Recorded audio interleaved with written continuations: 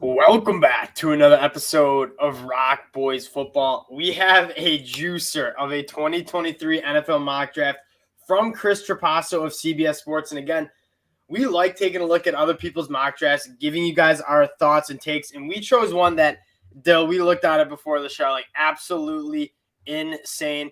Before we get into it, I just want to say thank you to you guys again. The support you guys have shown throughout draft season has been phenomenal. We love talking ball with you guys in the comment section. So if you do enjoy the content, consider subscribing to the channel. Now, Dill, before we get into this mock, we have to go over what is happening with the quarterback situation. So, as a precursor to this mock draft, Derek Carr is signing with the New York Jets. He's currently a free agent.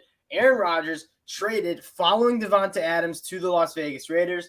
Lamar Jackson traded to the Atlanta Falcons. Ryan Tannehill ends up signing with the New Orleans Saints, and Jimmy G signs with the Tennessee Titans. So some musical chairs going on at the quarterback position, and this is like one of the first times we've seen a mock draft that has like included some big time quarterback moves, and it's really hard to make mock drafts before we get into like that free agent period. Now, Dill, I want to get your take on this first overall pick. As you see, Anthony Richardson. The Colts trading up to number 1, getting Anthony Richardson. Early takes here. I mean, I don't see a world where you could take Anthony Richardson over Bryce Young or CJ Stroud. I think those two are so good, especially Bryce Young, and you just see how well he's able to take guys around him and make them stars. That's the main thing with him is he elevates like a weak Alabama team to being competent. Where if they don't have Bryce Young, they don't move the ball.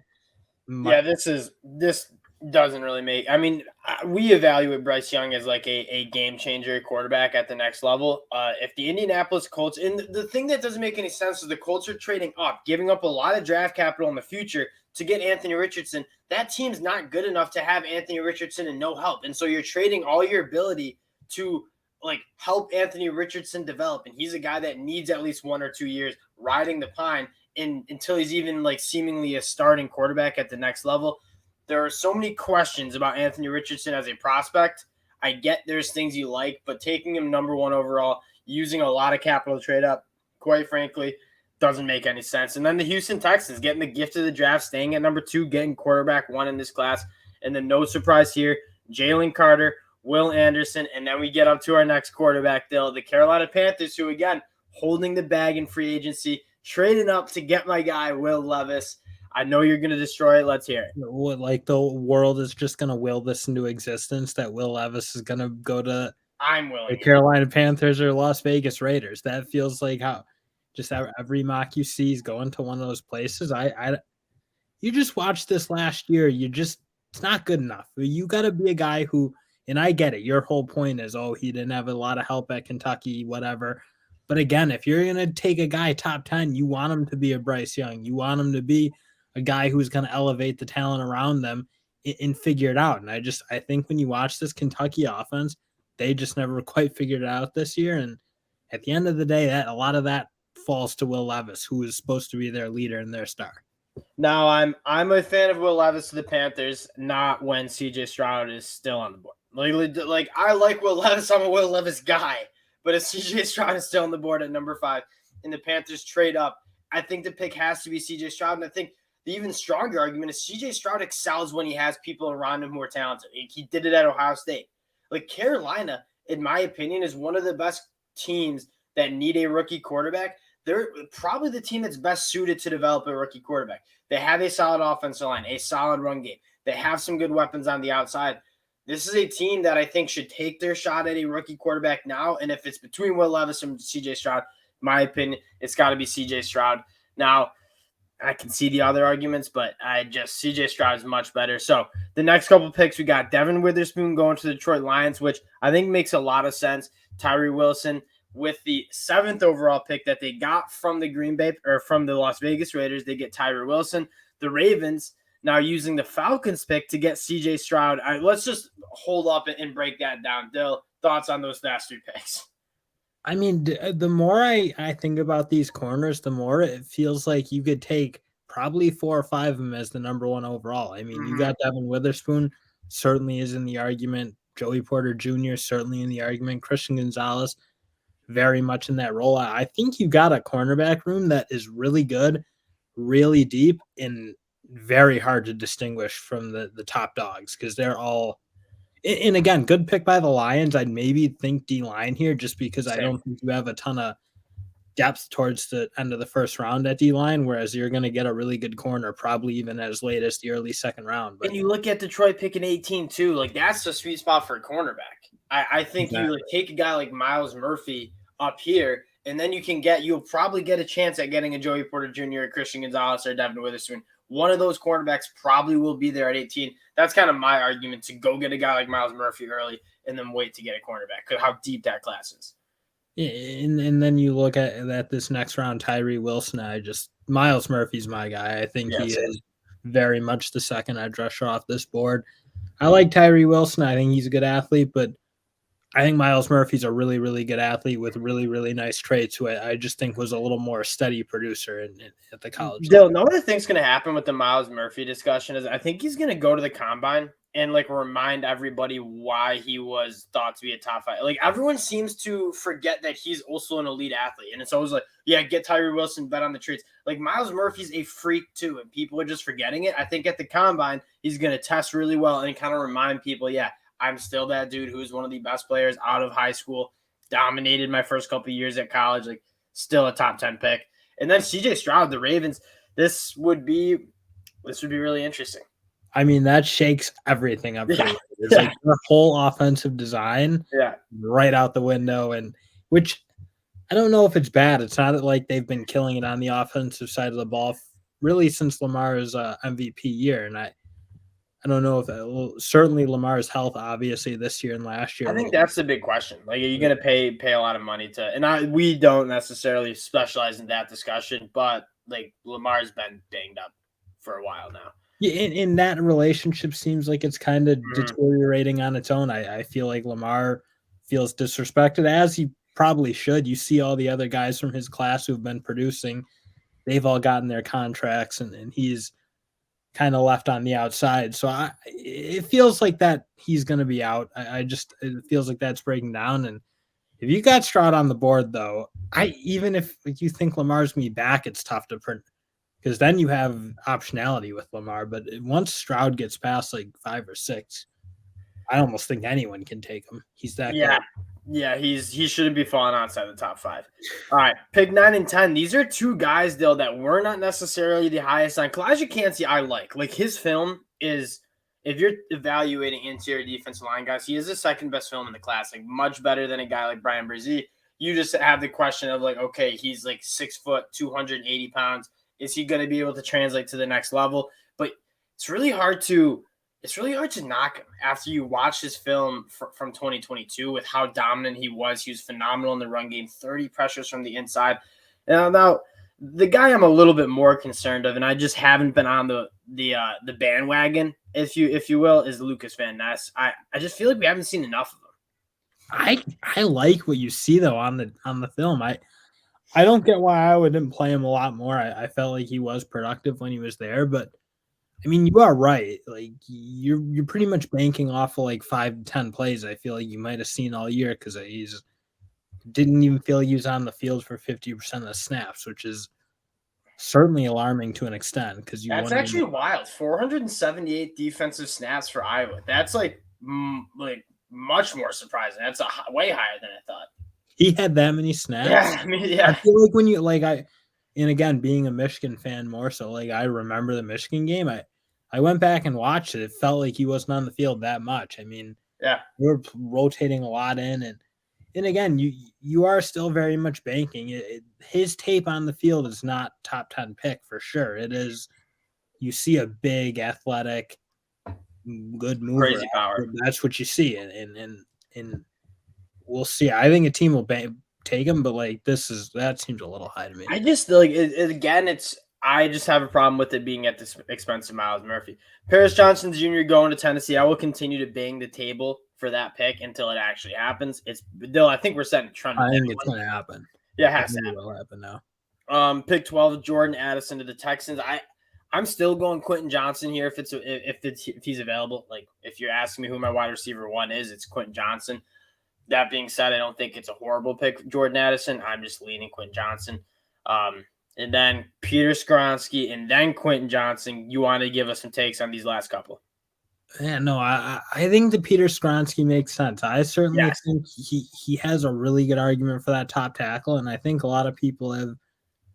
Yeah, they've certainly taken him back. It feels like where he's not very much in that talk, but I don't know. You watch the tape, so solid, and just had way better film than like the guys like Broderick and obviously Paris Johnson Jr. But again, there is probably somewhat of a ceiling for sure. Like I don't know that he's all pro guy, but really good player. I think he's top 10, but right around 11. The offensive tackle group in that top 3, you could even include Anton Harrison, it's like the most interesting conversation I think you can have with NFL draft prospects. It's evaluating what you've already seen from the player, what the ceiling could be from the player, and then what are you going to lean more towards? So you're going to lean towards the player that you've already seen really, really good, or you're going to lean towards the player that you don't really know what you have already.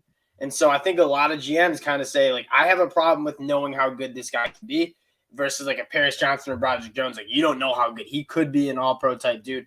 It's hard to see Peter Skoronski being an all-pro. That being said, I think he could be an all-pro guard. Like, I think he could be a really, really good guard. And so we'll see how that shakes out. But if you want a nails football player, like Peter Skoronski's, it's a hard pick, though, for that tackle. Because, again, I don't think there's huge separation between the top 3 at least. And then maybe you can throw Anton Harrison in it for. Quentin Johnston going pick 14. I think that's like an ideal pick for the Patriots because I think they need a true wide receiver one. Like that wide receiver room is kind of deep, but there's no elite dog. And if there's one guy in this draft class that I think can be an alpha dog on the outside, I do think it's Big Q Johnston. And we got to see if Mac Jones can develop into not just a game manager, which is certainly what he's been. And he's done a fine job with the Patriots so far. But I think if you give him a weapon and see if you can uncork him a little bit and develop, like even if you think about Tom Brady's path to the top, it was a little more game manager at the start of his career, and then he got unleashed and obviously became the greatest. But Mac Jones, I think at some point they're going to need to try to take that next step with him and let him try to make some plays. And if you need a guy make some plays on your offense, it's Quentin Johnston in this draft class. That's for sure. I kind of am with you in the sense that you don't want to become like the Giants were with Daniel Jones, where you get into year 4, year 5 of this contract and be like, is he the guy or is he not? Like, go figure it out. Like, give Mac Jones all the tools he needs to get it done, and then you can make your evaluation on if he's the future quarterback or you got to look somewhere else. Luke Musgrave, Dill, you're absolutely I love it. At 15. And then, I was very much on the don't let people talk you out of Michael Mayer. And then like you start watching Musgrave, you're like, man, this guy, he runs, he moves different. He's what is he at, like 6'7", 6'6", giant. He's gonna be really good in the pros. I just think he's the type of special athlete at tight end that you're gonna take a tight end kind of high. It's got to be a guy like Luke Musgrave. He's the perfect blend of, and like when we talked about this on our tight end rankings videos, like what's the definition of a tight end is getting a matchup where it's like too big to be covered by a safety and too fast to be covered by a backer. Like Luke Musgrave is the definition of that. Now here's my like Cam Smith. When I look at my cornerback rankings, like Cam Smith is like comfortably outside the top 4, top 5 group. And that's not even like I don't like Cam Smith. I don't think he's going to test that well. He played a lot of snaps from the nickel. He was very handsy and like kind of was less consistent and had less consistent film than a lot of these other cornerbacks. Like when it comes to taking a first-round quarterback, give me a guy like Christian Gonzalez. Give me a guy like Devon Witherspoon. Give me a guy like Joey Porter Jr. Quite frankly, give me a guy like Emmanuel Forms or Eli Ricks as well. Like Cam Smith is like maybe 7-8 cornerback for me. He's not a top 5, and he's certainly not a top 3 corner. Yeah, no, he's not the pure cover guy these other dudes are, although he is a playmaker. But and this is kind of what I mean, though. So like Detroit, okay. Joey Porter Jr. to the Pittsburgh Steelers. I think Pittsburgh fans will be like very happy with that pick. The Detroit Lions fans that listen to the boys gave me absolute hell for taking Darnell Washington in the 3rd round. How do we feel? And I want to hear about the Detroit Lions fans. Michael Mayer in the 1st round when you have cornerbacks available, when you have a guy like Myles Murphy available, man, if they were mad at me for taking Darnell Washington at 55 overall, I think they have to be fuming with Michael Mayer going 18. And we've talked about it. I don't think Michael Mayer is like a game changer he's just really good he'll be like the best pure tight end probably in the draft, or not probably. He is by far the best pure tight end.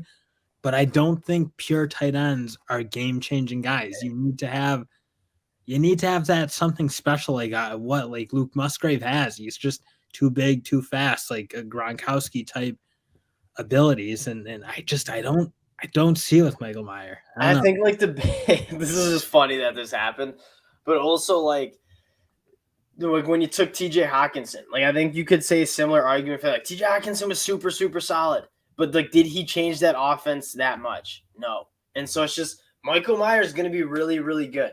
Is he going to change your offense significantly? I don't think he will. And so are you going to take him to top 20 pick? It just simply doesn't make sense. And then you got Jaelyn Duncan going 19 to the Bucs. So you don't know what the Bucs are going to do. In this scenario, they didn't go out and get anybody, and they didn't draft anybody. So what, you might be trotting out Kyle Trask, and the whole tank might be on. And so maybe you go get a developmental guy like Jaelyn Duncan, who's a phenomenal athlete. I didn't think the film in 2022 was all that good. I don't know. It's really hard for me to comment on what the Bucs are going to do. I like this pick a lot. John Michael Schmitz to the Seattle Seahawks. I actually, when we did the Seahawks mock, I got John Michael Schmitz for them at early second round, who I think John Michael Schmitz is going to be the Creed Humphrey of this class. Everyone's going to kind of like not really want to pass him up because he's not at a elite position or a position of value.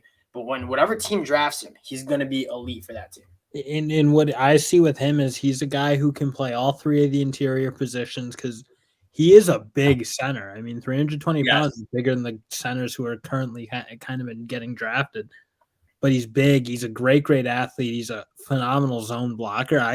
I'm with you. I love that. Like when I turned the film on, I kind of was going on the consensus. Osiris Torrance, interior guy one. When you watch John Michael Schmitz, it's hard to say he doesn't have a maybe better potential to be a really special guard because he's just such a good athlete for that size. And that's the thing is I was so surprised when you look at his height weight. And he's like 6'4", 320. Like, because he moves more like a guy like Cam Jurgens from Nebraska last year, like an undersized, lighter center who's really, really good moving and working with backers. John Michael Schmitz is big, and he's a very, very good athlete in how he moves and works up to linebackers. I think that'd be a phenomenal pick. And here's a pick I don't like so much. And I'm with it. They need to get some youth and some big playability from some young guys because right now they're relying so much on Keenan Allen, so much on Mike Williams, and those guys are just they're not wildly reliable in terms of being on the field. I mean, Keenan Allen has been for most of his career, but he's getting up there in age now a little bit. Yeah, an undersized track star sounds like he'll be very reliable to stand. He was at Tennessee, he was fine. You just don't appreciate how he was wildly productive. We're not talking about a guy who just can run. He hit 1,200 yards in the SEC this year. And it wasn't for his first other 2 years, he didn't go over 300. So it's like one year where it didn't hurt that Hendon Hooker came in and became a star. So that certainly helped him. But I think he's really good. I'm not saying I love this pick. I probably am still taking JSN at this point if I'm the Chargers, just because I do have JSN higher on the board. But I'm okay with Jalen Hyatt going kind of high. I think he's really good. Jalen Hyatt, I think there's like a couple. Anthony Richardson could be one. I think Bijan Robinson and Jalen Hyatt are three like the most interesting prospects in this draft class because like Anthony Richardson could go top 5 and I wouldn't like the pick, but I wouldn't be surprised. And then he could also like fall out of the top 20 and be like, yeah, that makes sense. Nobody really wants to commit to like that much of a project. Bijan Robinson, same thing. He could go like outside the top 20. Top 25. And I would be like, yeah, it makes sense. People don't value a running back. And then you could go inside the top. You could go to the Eagles at 10, and I'd be like, that's a perfect fit. I love that pick. Bijan Robinson's that dude. Jalen Hyatt is a lot of that. Now, I'm a little less high on Jalen Hyatt than you are, and we've already been into this. So if you want to talk more about wide receivers, go check our video out on that. But, I mean, I just worry about how complete of a receiver he is. And when he deals with, like, man coverage and more press coverage. Like that is the one probably valid concern is I don't think he saw a ton of heavy press man at Tennessee just because of how they set their formations up where two guys are pretty much stacked up right on top of each other. The stacks and splits, like it didn't allow Jalin Hyatt to really deal with any sort of contact in his first 5 yards. And he's not a big guy. He's not necessarily a guy that plays with a lot of play strength. So how is he going to handle that is like my biggest question. You're going to need to find a way probably to get him off the line. But if you can, he cooks and he catches the ball well. He tracks the ball well. There's some special capabilities for sure in his game. Yes, and that would be a reason why I'd say, oh, he went top 25. Like that makes a lot of sense. And then if he goes outside the top 50, I'm like, yeah, there are a lot of concerns. And I would like to say the concerns I have aren't necessarily things that I know he can't do. Like it's just things you didn't see him do. And so I have questions about him dealing with the physicality and how does he deal with people getting him off his route. But we haven't seen him have to deal with it yet. So he might be able to handle that just fine. There's a lot of small wideouts who are making it work right now. I am interested to see like because he's like 6'1", maybe even 6'2". Like he's a tall guy that looked like he put on weight. So I'm kind of interested to see his height and weight as well. Yeah. All right, moving on. Jalin Hyatt, though, is a very interesting one. Christian Gonzalez that's a dynamite pick. If Christian Gonzalez is outside the top 15, you have to go for it. And I'm guessing this seems like you could just reverse this. If you go draft CJ Stroud, okay, go get Jackson Smith-Njigba if you're Baltimore, and then let the Vikings go take one of the best cornerbacks in the draft at 23. That's what would make sense to me. And then 24, the Jacksonville Jaguars just go get the football player. That's a steal if he's there. That's a big steal. I think he's far and away the best safety in this class. As versatile of a player, I think, as we've seen, I think he does a good job blitzing. He does a really good job in coverage in the nickel, especially. I think he can play free safety, albeit that's not really what he did at Bama. But yeah, just a guy who's very much a Swiss Army knife, but really good. Like similar to Jalen Petrie, just probably a little better. Oh, Brian Branch is going to be a top 10 prospect on my board. He's like so. And when you think about defenses and what is the goal of NFL defenses in the modern era is to be as fast and have as much coverage ability while still being able to stop the run. Ryan Branch allows you to do that at such a high level. He's so good inside the box stopping the run. And then he's elite in coverage. Like there's not much this guy can't do. And he could play outside corner if he wanted to and be good at it. He's just too valuable as being a guy who you let go all over the field and make plays. The more and more I watch Brian Branch, and I will say, Malachi Moore, check out our 2024 mock. Malachi Moore is going to be the Brian Branch next year. Like I'm really high on Malachi Moore as well. Osiris Torrance going, get a wide receiver. I feel like the Giants got to address that wide receiver if you have a guy like Zay Flowers on the board. Pick 26, Drew Sanders, the Michael Parsons 2.0, Del? No, I think that's the comparison people are going to try to make. Like, oh, he's a guy who played off-ball linebacker, but like let him go rush passer. Obviously not the same size as Micah, not the same explosiveness, but in terms of being like one of the better inside linebackers, I think just film alone, it's him and Jack Campbell in terms of who played the best pure linebacker. Now, yeah, there's certainly some concerns. I think the size is a little bit, the position fit is a little bit, but he at least, like what you did see is he made a lot of tackles at Arkansas. I think if they didn't have him, their defense would have been quite a bit worse. Yeah. So there is that, like, well, he did play really good on the field at that inside linebacker spot. I don't think he'd be a great pass rusher in the NFL. So I do think you're taking him very much to play off-ball backer, but it's tough because I don't think the off-ball linebacker class is particularly good. So I could see Drew Sanders being number one. That's probably the best argument I've ever heard about Drew. I'm not taking Drew Sanders in the top 26. Like I think there are better prospects available. He missed 20% of his tackles last year at Arkansas, which is an inflated number because he plays with his head on fire and like he's still learning that position and learning the ability to play in space. So like I'm willing to overlook that. And you said it best, like the size, speed, and like he was flying around the field making plays for Arkansas. He also can blitz.